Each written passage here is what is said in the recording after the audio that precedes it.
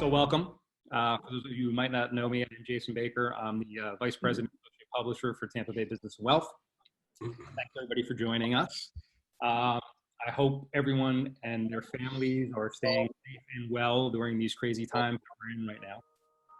So welcome to our TBBW Virtual Connect version number 2 in the series.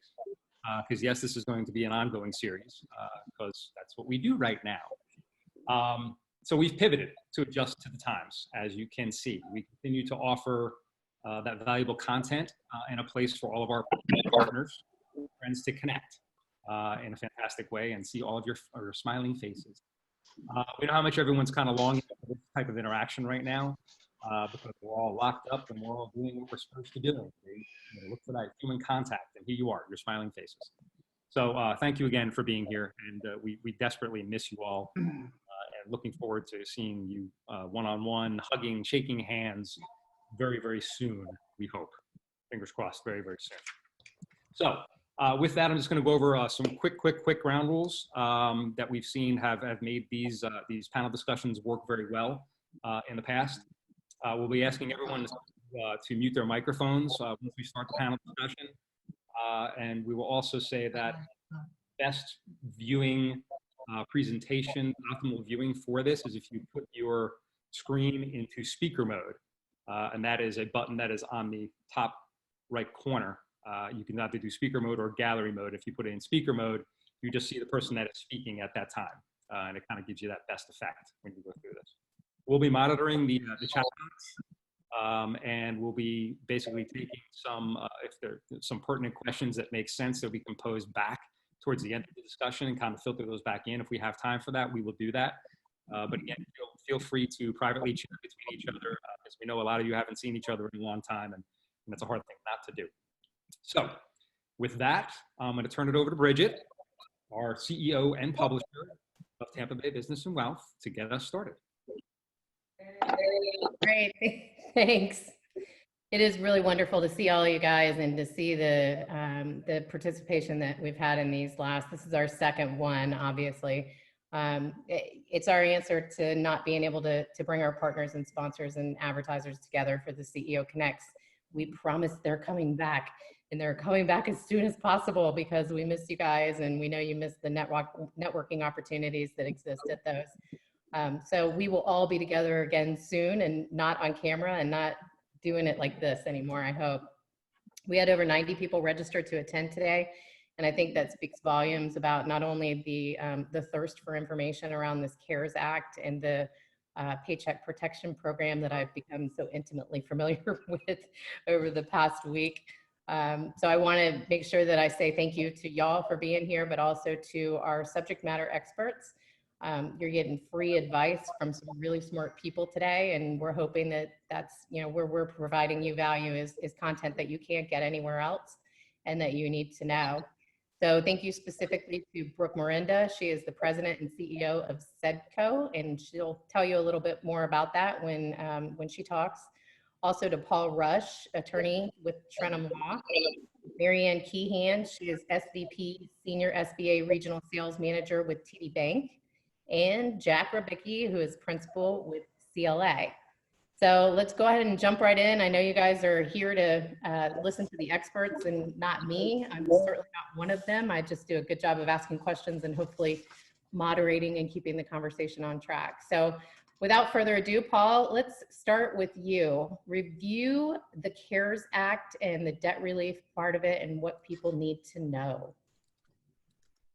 Thank you so much. I just want to first off say thank you to Tampa Bay Business and Wealth for hosting this webinar and allowing all of us to participate.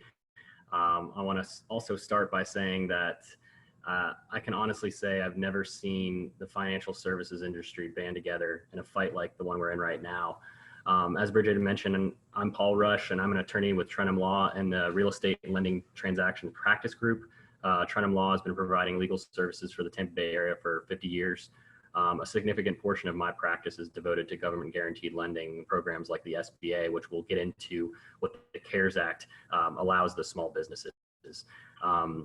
As for the CARES Act, this is the Coronavirus Aid, Relief and Economic Security Act, aka the CARES Act. It's hard to believe it was already, signed into law only 12 days ago, and there's been a lot of movement in those 12 days.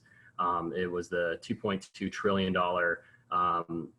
federal disaster and economic relief, largest one ever passed in American history. And just to put that in perspective, this is, we're talking more than 10% of the United States GDP. The bill was 880 pages long and encompasses various aspects of law. So we could fill a week-long webinar covering all areas of the law that is addressed in the CARES Act.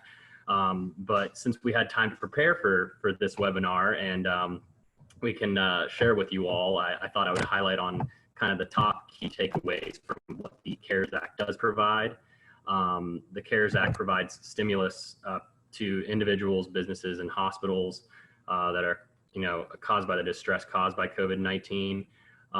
As we will really dive in today, the $350 billion loan program for small businesses, including 501c3 nonprofits, in addition to debt relief that I know Brooke will mention here momentarily. The Act also allocates $500 billion for assistances to businesses, states, and municipalities for maintaining national security, $130 billion to relief in medical and hospital industries, telehealth services, and Medicare, including services unrelated to COVID-19, have also been expanded. As everyone hears on the news, the stimulus checks that everyone's awaiting for certain people that meet the needs under the Act are also embedded in the CARES Act. It also expands eligibility for unemployment insurance. The Act includes supplemental appropriations to help the government respond to this ongoing crisis. And as we've seen in the news even today, legislation and discussions on increasing a lot of the funding. So we appreciate everyone being on this webinar today, and we'll be able to provide insight as to the federal loan programs, specifically helping a lot of our Tampa Bay small businesses. But keep in mind, it is a first come, first served basis, and it is changing on the hour, every hour. And hopefully we'll be able to provide a lot of insight as to how the CARES Act specifically rolls out to our Tampa Bay businesses. Great, thanks. You did a good job of being succinct as promised. You're welcome. Brooke, would you like to go into some of the more of the debt relief focus on the CARES Act and what people need to know about that? Sure. So Brooke Mirenda with SEDCO, we essentially are a certified development company, CDC, not Center for Disease Control, thank God. We are a nonprofit headquartered in Clearwater, Florida. We cover the whole state of Florida, doing primarily SBA 504. Because we're a CA lender, which is Community Advantage, so we do essentially a mini 7A for small business owners from 25,000 to 250,000. We actually were blessed, I'll call it, to be one of the lenders in the PPP loan program. But as far as the debt relief portion of that was part of the whole CARES Act, and that was $17 billion. And high level, what this means for what I would say for the majority of people that really care about what this means is there's a 7A and 504 relief payments for the next 6 months, including all new originated 7A and 504. So brief description, 7A typically has a guarantee attached to it. And the 504 is a first lien and a second lien, where the CDC does the second lien. And so we're talking about the second lien position loan. So what that essentially means is all the payments are forgiven. Principal, interest, and fees are paid by the SBA for the next 6 months. Additionally, every new loan application and funded loan until September 27th of this year should also have that 6-month forgiveness. One thing to note though, that is currently in the legislation. Are they gonna run out of money? Maybe, we don't know. But that's the concern we have right now is that if they're gonna run out of money, that 17 billion sounds like a lot of money, but they know what we have in 7A and 504 right now, but how do they really think they're going to envision what we're gonna have in the next 6 months? And then having 6 months forgiveness. It certainly helps the lenders. It helps myself because when we go into deferments and things like that, our companies don't make money. So it was vital in the CARES Act for CDCs and banks alike for that forgiveness to be included in the bill. Great, thank you. Jack, why don't you talk about who is eligible for the Paycheck Protection Program and what that looks like? Great. Thanks so much, Bridget. So I'm Jack Rybicki. I run our firm's real estate practice, but also been blessed enough to start to head up our firm's COVID relief efforts. And so I was not familiar with SBA. In fact, was having trouble spelling it initially, but now and really up to speed on the PPP and how we can help our clients in that area. CLA is a professional services firm that works primarily with small and medium-sized businesses, all privately held companies. So this, the COVID-19 matters are clearly affecting our clients, and we're spending quite a bit of time helping them with the PPP loan. So from an eligibility perspective for this primary program, you have to be a small business, and that's defined generally in terms of number of employees. So 500 employees or less. Potentially, though, you can have more employees if you qualify under certain NAICS codes with the size standards. And then more recently, Treasury just released some guidance about the alternative size standard. So if you are above the thresholds for employees at 500 or whatever your industry standard is, you can also qualify if you have less than $15 million of tangible net worth and that you've had less than $5 million average net income at the bottom line after taxes the last couple of years. So that did encapsulate a few more folks that were able to qualify for the program. And then unlike at 7A and 504 of the in the past, the traditional, there were some exemptions that came in as well. And so Paul mentioned earlier, nonprofits, which typically are not allowed to participate in these, have been scoped in. So 501c3 organizations, veterans organizations, 501c19s, and then also the tribal concerns are there. And so that does pick up religious organizations, generally speaking, and we're hopeful that it might get even a broader swath of nonprofits with the next round of legislation that we expect to come out. The one thing I will say, though, I just want to make sure everybody's aware, you do have to look at the affiliate rules still here.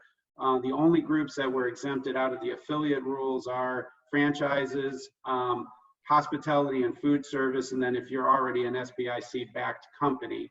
Other than that, if you have somebody that controls your company, that controls other companies, you do have to look at eligibility in the aggregate. So for venture capital and private equity-backed companies in particular, this is causing a little problem, and some of those folks, because of that, are not qualifying for participation in the PPP. That's very good to know. Thank you, Jack. Marianne, our banker friend on the front lines of this thing, there's concern that the funds are going quickly. That's been the concern from the beginning, and my understanding of why the rush on the banks for the last, 5 business days. There was a big announcement from the Fed today. I don't pretend to understand it, but can you talk about the impact of the announcement today and the funds that remain and the funds that have already been allocated and all of the numbers, things people are wanting to know? I actually haven't seen the announcement today. I'm busy working on the loans, but I'm Marianne Keehan. I'm with TD Bank. I am the regional sales manager for the SBA department covering Florida and the Carolinas.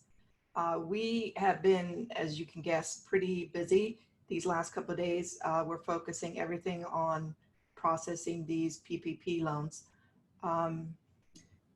The last, I think we're around 100. Somebody else might be able to confirm that. We're about 100 billion, I heard this morning. I don't know if it's gone up higher. Jack's nodding, so I'm going to take that as a yes there. Until the Congress, puts more money out there, puts more money in the pot, we're going to run out about at 349. You have to look at how many days it took. I mean, we didn't open up to take application until this Monday, and we received 24,000 applications the first day. So right now, I think we're sitting around 40,000 applications. So it's a lot to process. SBA did just extend that before we had 5 days to fund. Now they've extended it to 10. you know, because we're trying as hard, but that's a lot of applications to push through. So.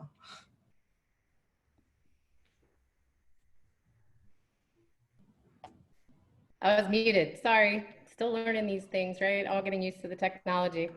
Anybody that is familiar with what the Fed's announcement meant today, want to jump in on that? I know you're deep in loan applications and everything else, Marianne, but did anybody see it, and can anyone weigh in? Yeah, Bridget, this is Roy. I could probably speak a little bit to that. So, you know, a couple things. One of the major issues banks had with the program, given the amount of funding going on, 350 billion, was having enough liquidity to support those deals. So the Fed has stepped in and done a couple things. One, they're putting a backstop line of credit where banks can pledge all of their, and I'll just call them P3 loans for, you know, to keep it short. But we can pledge all of those loans and get direct funding now from the Federal Reserve. So that's really important. And so it provides really almost unlimited liquidity in the banking system to fund the loans. And secondly, what they're doing is they're waiving capital constraints relative to these loans. So that really opens the door to where banks are primarily just worried about processing. They're not worried about liquidity and capital issues anymore. And then they announced a $2.3 trillion lending facility, predominantly to handle middle market corporate clients. And those are larger clients, I believe, up to 25 million in revenues. Jack, is that right? I don't know if I saw you nodding there, but so the middle tier corporations. I thought it was up to like 10,000 employees, and I forget. Yeah, something like that. So $2.3 trillion. That's why you saw the stock market kind of go north earlier on. So the Fed is pulling out all the stops. They're putting as much liquidity into the system as needed. They're putting backstop funding in for banks. They're providing direct lending to corporations. I'm pretty impressed with the speed that they're coming out with all these programs, but then the devil's in the details, right? Just like this PPP program came about very quickly, and it was evolving and changing as we discussed. Every single day it was changing a little bit. So we're all playing catch up. But Bridget, those were the primary announcements, I think, relative to the Fed.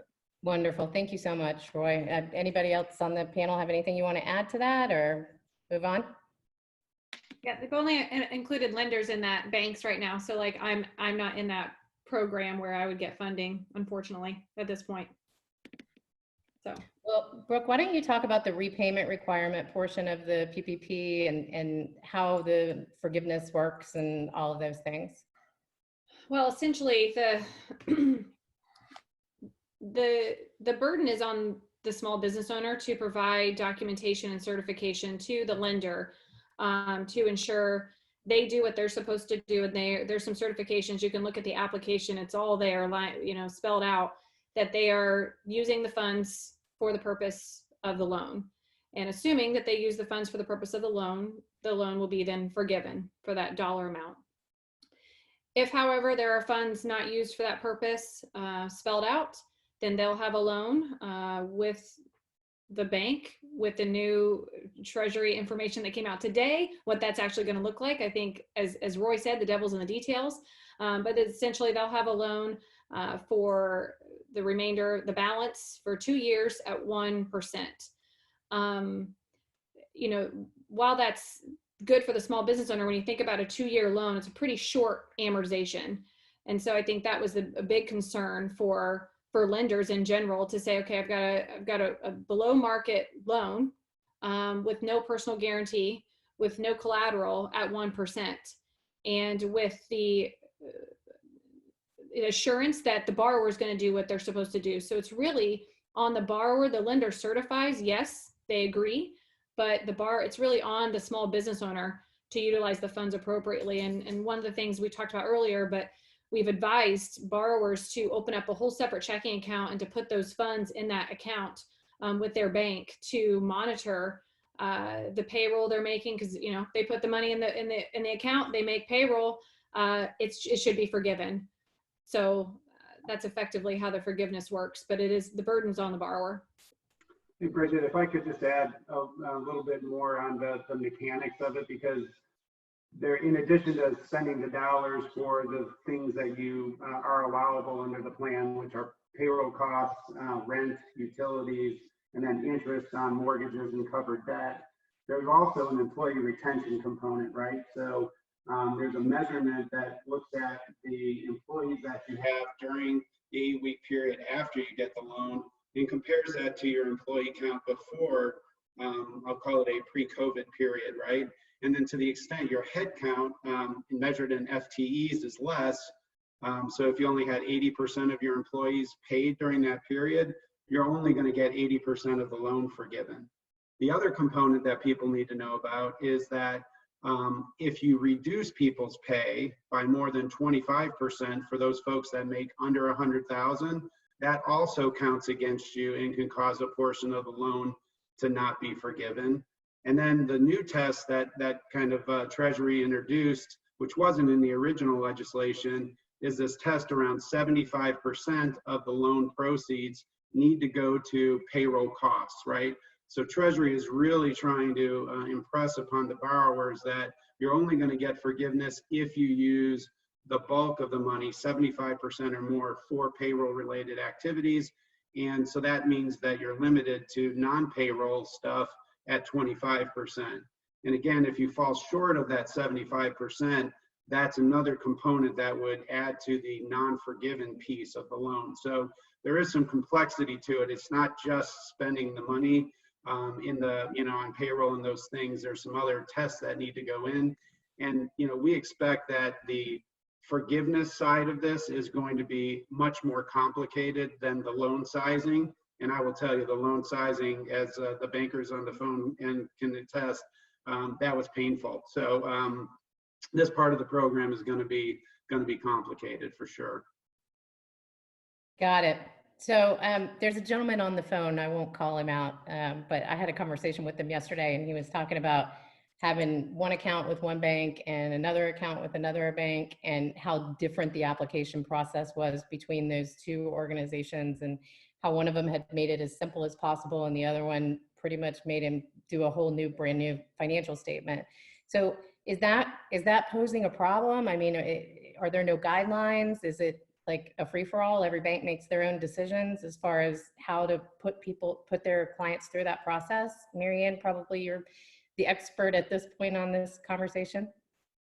Well, I want to say some of the confusion came from the fact that, from the bill was signed, there really wasn't guidance and there wasn't anything specific. So every bank was kind of trying to estimate or predict or guess, what was going to be required. And that's what everybody was trying to get their materials ready for, and maybe told customers prepare for this.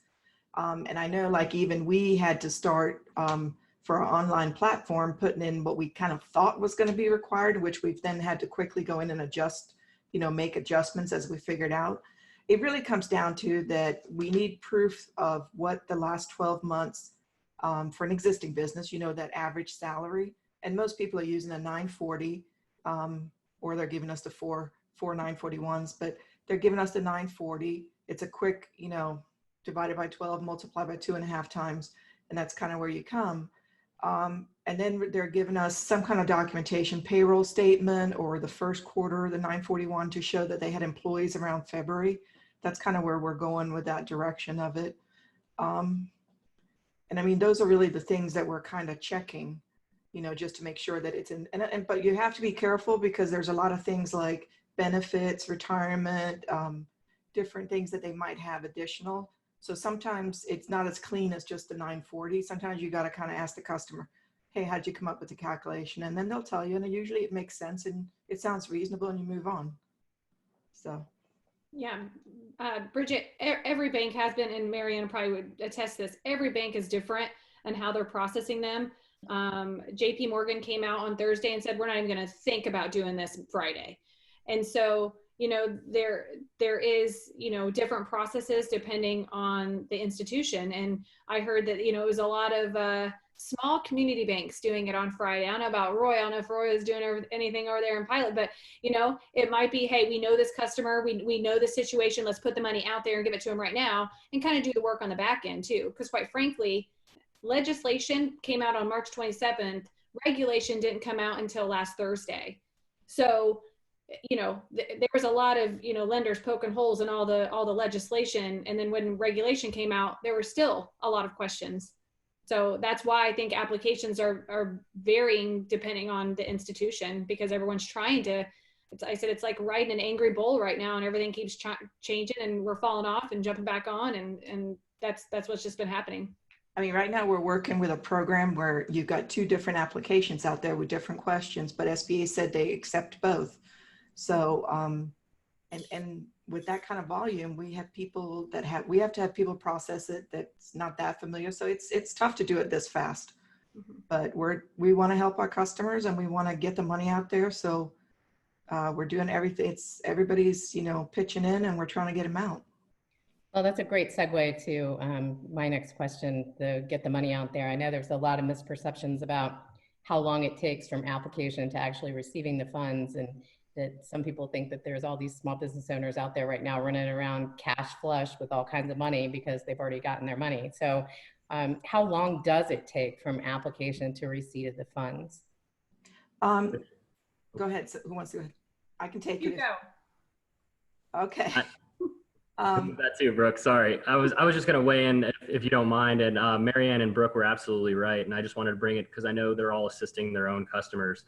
Primarily as lenders counsel, I've seen the broad spectrum, but I think it's fair to say that for any small businesses owners out there on this webinar, if you do have a relationship with a lender, especially if they do SBA, that is where you want to turn to first, because you want to play on that relationship. If you're just getting started somewhere, you may not have that. It is very much a first. It even says so in the interim final rule. It is very much a first come first served program, and as more funds may be approved and released, it remains to be seen.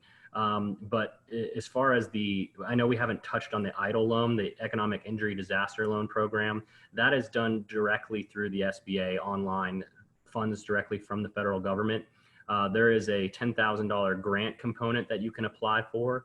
I know we may touch on that a little bit later, but keep in mind that even though there may be a $10,000 grant allowed under that EIDL loan applied directly online, if you're not approved for that economic injury disaster loan and you did receive that grant, you do not have to pay that $10,000 back. But that is separate from the PPP loan program that is the talk of the town right now and the bulk of our presentation today. The PPP loans, as we all know, are done through approved SBA lenders, banks, non-traditional lenders, and the like. So while legislation says for the online program directly through the SBA, you should be receiving funds within 2 to 3 weeks of application approval, a $10,000 grant within 72 hours of approval of that.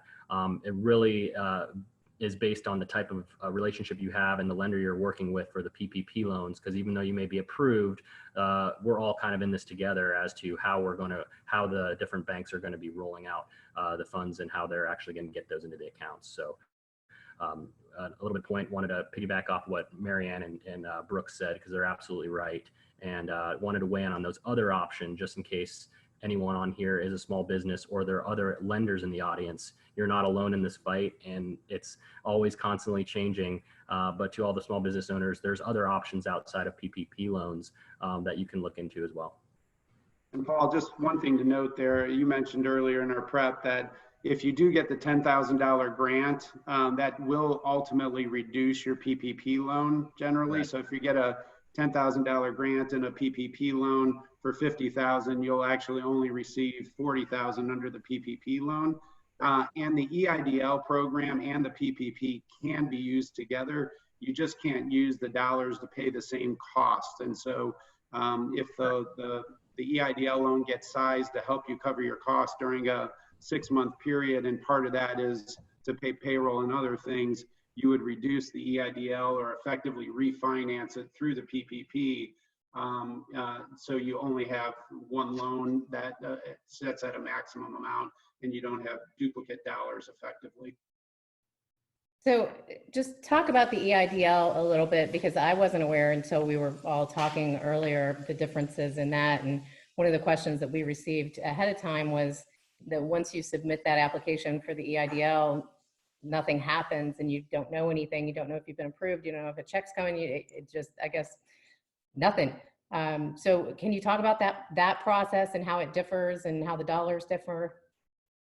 Well, as Paul said, the EIDL loan is funded by tax dollars, so it's very different product, and it's done directly with the SBA.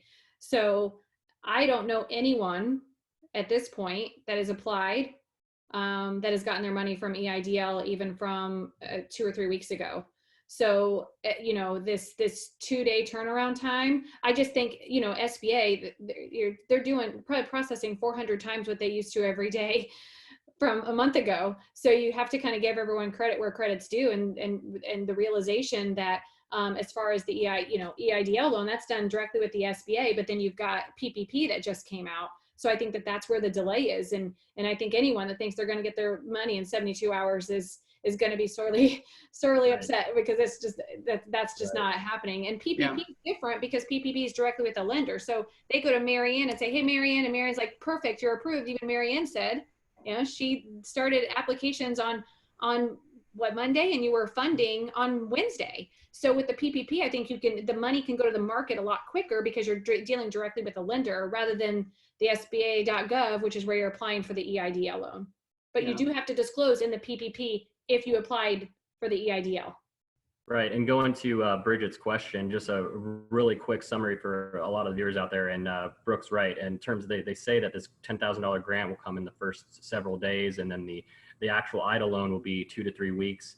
It is a high demand, so I'll be happy to hear someone that actually got the funds on that. But comparing the programs from a documentation standpoint, just a quick overview, the EIDL loans, economic injury disaster loan programs, I like to think of those as a cash flow kind of loan, in terms of a lot of people applied for these before the PPP loan was even in effect when the CARES Act passed. So they started doing that because that was their only option. They needed to keep their doors open. They needed to pay bills that needed to be paid. The payroll protection program, as Jack had alluded to, and he's going to probably provide more on that as well, is specific to a lot of the payroll costs, and in addition to the mortgage interest.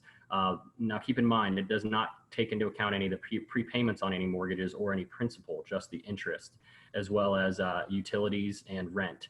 From a legal standpoint, if you're advising any clients or customers, the EIDL loan program, there is a cap where over a certain dollar amount, you may have to pledge collateral, business, whether it be business assets or real property, and also a personal guarantee component. The federal government has made it very clear on the PPP loan side, to cover payroll costs, to maintain payroll, make sure their employees are still getting paid on the books. There is no personal guarantee requirement. There is absolutely no fees whatsoever to be charged by the borrower on this. And on top of that, there's no collateral requirements. So from a lender's counsel standpoint, it's really hard for me to stomach, because I'm like, okay, unsecured loan up to $10 million, like, whoa, okay. There's a lot of assurances out there in the act itself, but we have to proceed with caution, especially even though the underwriting requirements on the lender are very, very minimal right now. And a lot of, as Brooke had alluded to, the certifications of the borrower, it's really on them. But if you're a bank about to go through with a $10 million loan for a small business who you may have only been partnering with for a year or two, that's tough, and it takes time. So let me pause you guys really quickly, just because there's a couple of questions that I believe have gotten answered and a couple that haven't.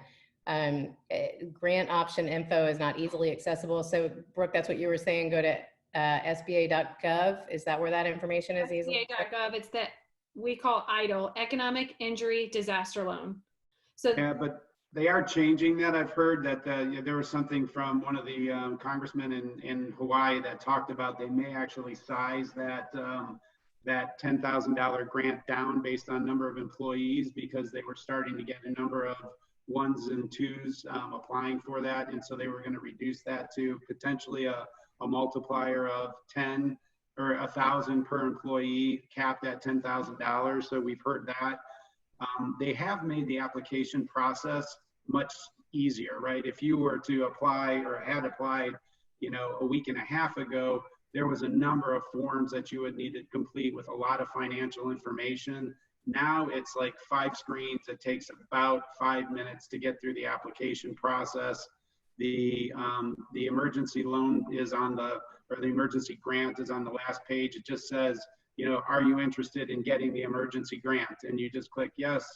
And then you have to give them your bank account information, which is a little, you know, concerning, but yeah, but it is still out there, but it's, you have to go through the entire process of applying for the overall EIDL loan in order to be able to get to that emergency grant now in the abridged version that they've got.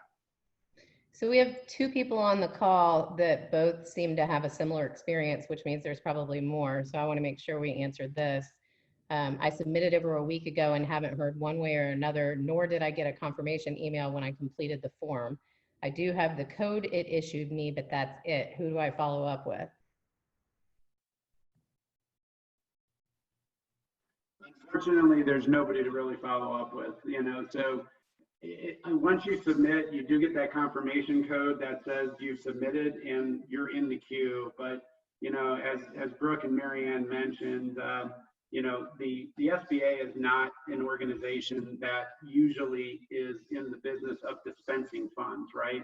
What they do normally is they guarantee for funds for other folks, and they work through the correspondent lender network that they have, and groups like Brooke's that are out there that specialize in this area. So for them to try to disperse funds under the EIDL program is brand new for them somewhat. So, I mean, they have it and they have funded in the past, but it's not something they normally do. But if you couple that with everything that is going on with all the submission packages they're getting on the PPP right now, you know, that group is just overwhelmed right now. And we probably need to give them a little grace. I know it's hard when you look at the website and they say, submit your application, we'll process it within 7 days. And then within those 7 days, you should be able to get your $10,000 check. They set some expectations, but I think it is going to take probably a little bit longer than that to see a response from them at this point. Got it. So this is what we all hope happens to all of our businesses. Let's say a company takes the forgivable SBA money, but they pivot so well that there are no losses to their income. What happens then? And the PPP program really is not an income-based program, right? And so now when you apply for the program, though, you do have to make a certification as a borrower that you think the current economic uncertainty introduces some risk for you to continue to operate as a business, right? And so if you're in the business of making ventilators right now and you applied for a PPP loan, you probably would not get, you know, approved for something like that, or you probably wouldn't be able to make that certification in good faith, right? But I think they're interpreting that very liberally right now. There's so much uncertainty around the ongoing economic impacts and how long those economic impacts are, that even in the near term, if your folks are still working, I mean, I work with a lot of real estate and construction folks, and a lot of the construction trades are still considered essential businesses, and they're still performing under their contracts, and so they're getting paid. But you don't know how long that's going to go on, and whether or not at some point in time they just shut everything down. And so because of that economic uncertainty, even those organizations that are still functioning are eligible to apply for the loan. So, you know, we would encourage you to do it. But again, we kind of have been living by the mantra that pigs get fat and hogs get slaughtered. And so if you know your revenue is not impacted and your people are not going to be impacted, and that's certain from a long-term perspective, it's probably not a loan program you should apply for. But you probably wouldn't be precluded though either. Got it. Anybody else want to weigh in on that before I move on? I'll just touch on it really briefly. And he makes a great point. And keep in mind that a lot of these businesses could be seasonal too, taking into account that, as well as, you know, we are at the beginning of April, and a lot of small businesses maybe get paid off their invoices at the beginning of the month. So in terms of the way they've looked, February and March are solid and they're very sound, but you know, there's a lot of uncertainty as to how the remaining months going into the summer will play out. So I think Jack's absolutely right. If you're advising small businesses, or if you are a small business that you're working with an SBA lender on a PPP loan, make sure you do your due diligence. And if you're certifying and providing that information to your lender, make sure that you are absolutely certain that this is something that your business needs at this time. And we also are in the unique situation here, being April 9th. We'll touch on it too. Independent contractors and sole proprietors being able to apply for PPP loans individually, starting tomorrow, the 10th of April is when that application rolled out. I know everything rolled out on the 3rd. I think they wanted to give priority to a lot of small businesses that had significant payroll, but that option is available to independent contractors starting tomorrow as well, sole proprietors. Great. So how, if I'm a one-person S corp, how does the PPP program apply to me? So as Paul mentioned, so sole proprietors, self-employed individuals, and independent contractors can start applying tomorrow. And so effectively, what you're going to do is the limit that you have to apply, everything is always capped at 100,000 if you think about it that way. So if your business generated more than 100,000 of earnings last year, or if you were an independent contractor and you received 1099s from people or from other organizations that totaled more than 100,000, that's going to be your cap on an annual basis. And so then your monthly number is, you know, a little over $8,000, and your loan amount is basically going to be sized at a little less than $21,000, right? And so that's the general rule of thumb. And if you made less than that last year, then you would use your actual earnings as that number that you would submit. And there is questions about how you prove that you spent that money on the forgiveness side. We're hoping that we get guidance from Treasury on that once we get past the loan application stage. We expect that what they'll do is they'll say if you're basically paying yourself to meet your needs because you're not earning the revenue that you would have otherwise. And so as a result of that, you should be able to meet the forgiveness piece of it. But we're hopeful that we'll get some guidance on that from Treasury over the next couple of weeks once we move beyond sizing into forgiveness discussions. Well, and it's funny, you kind of touched on the whole 1099 thing, and we talked about that earlier. And then once we got off the phone, I started thinking about this question that somebody submitted, which is there the ability for a company to use commissions paid as a basis for a PPP loan? And we had kind of cased that, I guess, for lack of a better way to put it, as 1099. But there's a lot of people that get paid commission that are not 1099. And so I think it's a fair question. How does that, how do you handle that in the PPP loan situation?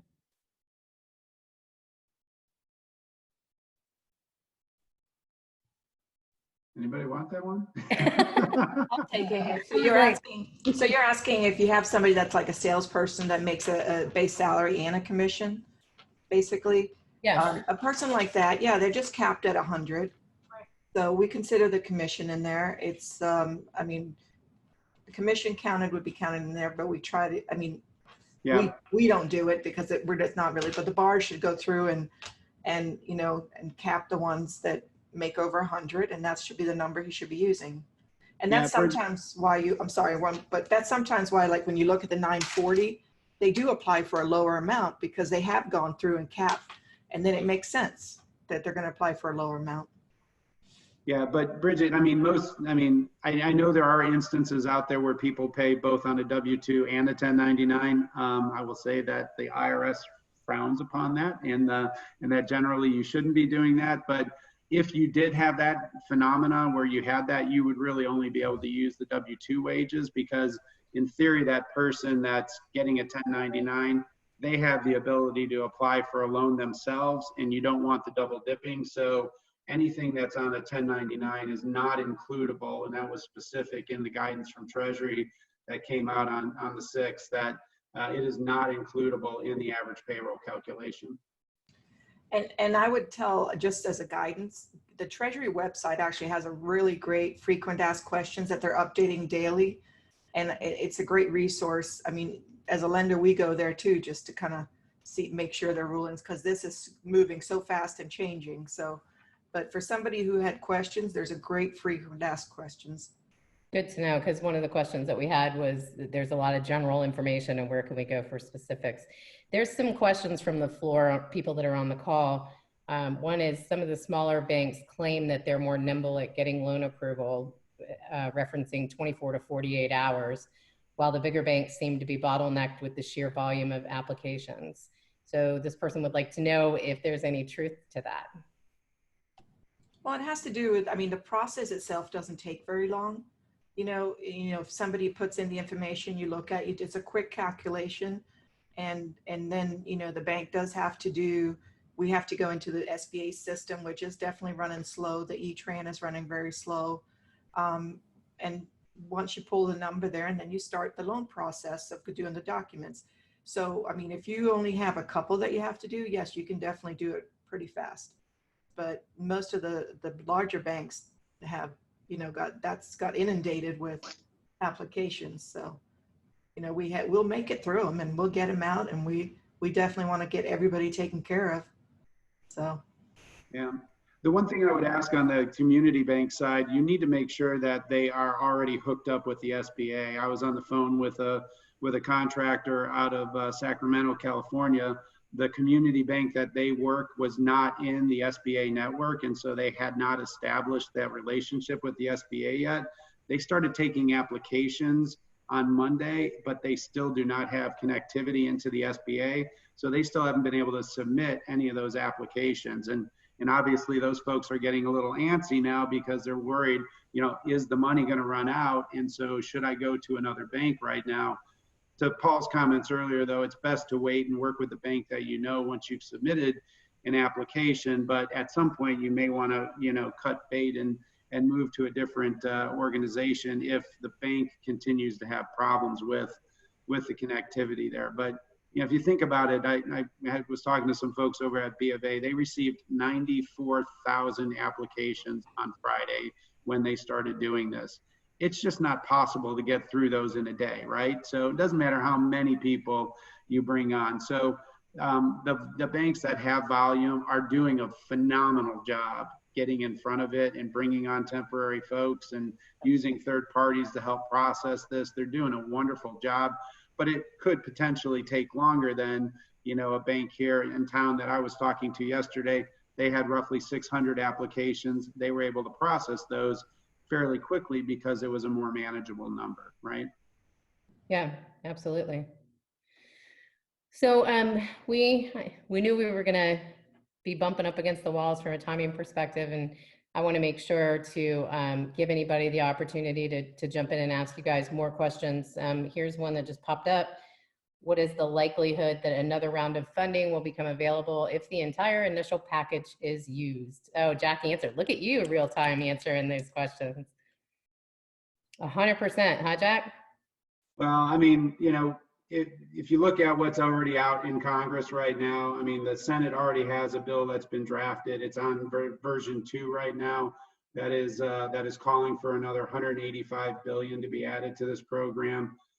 Speaker Pelosi didn't like that. She wanted to see some additional things added. The House is not going to rubber stamp another one of these. But the Democrats did put out their own version of what they would like, and their version had 125 billion adding to this program. So, I mean, if you say the bid ask is 125 on the bottom end and 185 on the top end, something's going to get funded, right? The chances of it, we could run out of money in the near term, though, because Congress, they're on recess right now, right? The House is not going to come back until April 20th. And so if they're not going to just take what comes from the Senate, which is unlikely at this point, they're going to have to be in session. They're going to have to draft their own bill. They're going to have to go through a reconciliation process. So the expansion of this and appropriation of additional dollars likely will happen sometime after April 20th, is what we're hearing from the lobbyists that we work with. But Paul, I don't know if you're hearing anything different from the banks that you're working with in this area. No, that's about right, Jack. And I think it's not a matter of if the funds run out; it's when. And there are avenues that have just been released today that we're reading up on outside of what Congress will pass. But as to anything that's rolled out and going to be additional to the PPP loan program, we're going to have to wait until after the 20th when they can actually approve it. But it will, and I think even before the applications were even released on the 3rd, you had a lot of experienced individuals saying that, we'll be lucky if we make it to May. So I think that's all a matter of first come, first serve basis, get out there. And I know this is kind of going back to the previous question. We work with a lot of very large national banks and community banks, very, very small, both big and small. And that highlights the importance of knowing that they have an SBA presence, knowing that they do it when there isn't a global pandemic. If they do SBA regularly when, the PPP loan program wasn't a thing, reach out to folks like Jack, reach out to Marianne if you bank with TD, or even if you don't, and Brooke, myself. Relationships are key right now. Just because they're a very, very large bank, yes, are they going to get like 94,000 applications in one, like you had mentioned? That's absurd. And you can only, process them as they come in. But if you're a diligent borrower and you have your application ready to go, you've been working with professionals to make sure you have all your I's dotted and your T's crossed, then it's a matter of getting that application. And I also want to reference that there's a difference between being approved and actually the loan being funded. I know that there's a lot of people out there that have an approval and they've saved their place in line, but getting those funds into the hands of the small businesses so that they can maintain payroll and do those is what's crucial right now. But going back to the question, Jack, no, that's all I hear at this point in terms of additional funds. Great. So somebody asked about the individual benefits of the CARES Act, not the business benefits. Is anybody equipped to talk about that portion of it real quickly? I'd be happy to jump in for just a second. There's the direct payments that may not affect a lot of people that are on the call, because unless you're making less than $100,000 a year, you're not going to get anything. But certainly it would be beneficial to our employees that may be in that income level. You've also got those where we may not be able to keep them on board, where it may be better for them to take unemployment for the next couple of months, as opposed to the salary that they're getting, particularly in the lower paying jobs, maybe in the hospitality industry, et cetera. Well, and some of us with young children just out of college, parents who are on a limited income, right? I mean, it's anybody that's less than $75,000 a year, if I understand it correctly. $75,000, and then it grades down up to $100,000, and anybody over $100,000 doesn't get anything. For those people who are old farts like me and have to take their required minimum distributions from their IRAs, they're forgiven for this year. And then for those that are charitably inclined, particularly if they're doing a good portion of their income towards charity, if they're in that fortunate position, rather than being able to deduct only 60% against adjusted gross income, you can now do 100% in this current year. So for people who are looking to do those charitable contributions, a lot of benefit to pile all of those pledges you might have made into this year. Yeah, we talked about a whole another series on what we should be doing with our own personal finances and philanthropic efforts and everything else. So probably a conversation for another day, and we hope the rest of you guys will join us for that one too. Once again, I have to really thank the sponsors. I mean, these are some pretty, let's call Paul hourly biller, Jack an hourly biller. They just gave us an hour of their time for free and some really amazing advice. So thank you to Brooke at SEDCO, Paul Rush at Trenam Law, Marianne Keehan and TD Bank, Jack Rybicki and CLA. Thank you guys who are here and joined us, most of which stayed through the whole thing, which is always a good sign that it's great content. So panelists, you did an amazing job. And our idea while we're all locked in our homes is to continue to try to bring you great content, original content from smart people and make you more smart about the things that are going on in the world. So just remember, until things go back to whatever the new normal is, that we're here and that TBBW connects, as we always say. And it's really great to see your smiling faces, and cheers to everyone. And thank you so much for being here. And if you want to stay on and chit chat and drink and talk, we're good with that. And if you want to bail, we're good with that too. So thank you guys very much. Thank you, Bridget and Jason. Thank Thank you, you. Bridget. Thanks, guys. Thanks, guys. Look at that Jerry Telson with that beautiful back. Like that, don't you? I mean, How do you guys get those backgrounds? first, you got to. Brian, I had it made for you. Yeah, thanks. It looks good. Happy birthday. I hear it's your birthday, Brian. Hey. Appreciate it, everybody. Can you sing Brian a happy Is birthday? it your birthday? It is. And you're having a nice coffee for your birthday. Way to go, Brian. This is actually, it's a blue drink. Usually there's vodka in it, but I'm hydrating from yesterday. So Brian, you're rocking the coronavirus beard. I am. Last time I shaved was St. Patrick's Day. So You know, I usually have a beard, and this is the first time I haven't because they say it harbors COVID-19, so I've shaved my face. Oh. I'm joking, by the way. I don't know if that's true or not. they did say something about that, but I'm like, I don't care. I'm alone anyway. So Oh, you got me scared. I'm glad I shaved yesterday. Oh my goodness. Brian, forever alone. I saw evidence that he was on a virtual happy hour. I don't think he's been alone. yeah, I got all these going on. That's right. I got to run. I Thanks, like the Jason. Thanks, background. everybody. Thanks, Charles. Thanks, Bye, Paul. Paul. Thank Bye. you. Thanks, Well, thank you. Bye, Bye, guys. guys. Bye, guys. Take care. Bye. See you. Everybody doing good? Everybody hanging in there? Everybody be safe, be well. You too. Hey. Thanks for joining, Ray. Everybody who's still on, everybody doing good? Everybody behaving? Yeah, not too bad. Not running to the liquor store too much? That seems to be the place where everybody goes. Cheers, Joey. Cheers, Joey.